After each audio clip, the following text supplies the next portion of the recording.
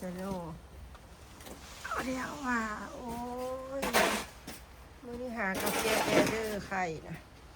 เลยออกมาถ่ายเอาสโน่เลย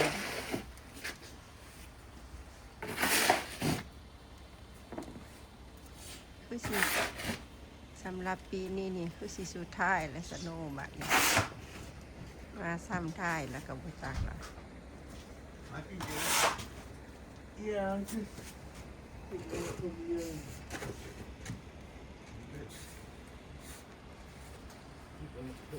โอ้ my god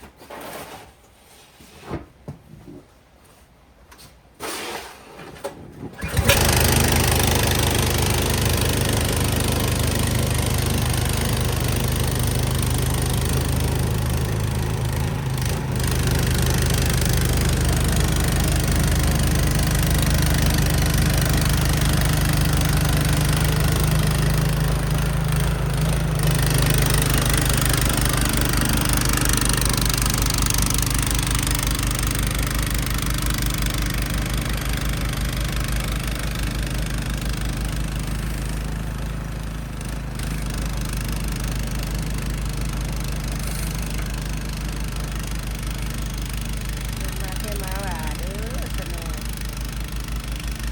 ตกเมื่อวานนี่ตกเมื่อคืนนี่สนอกสตาร์ท7 โมงแรงหมดคืนกับมื้อนี้นี่ยังมีอยู่กำลังยังต้องกินต้องกินเดียวนี่อะไร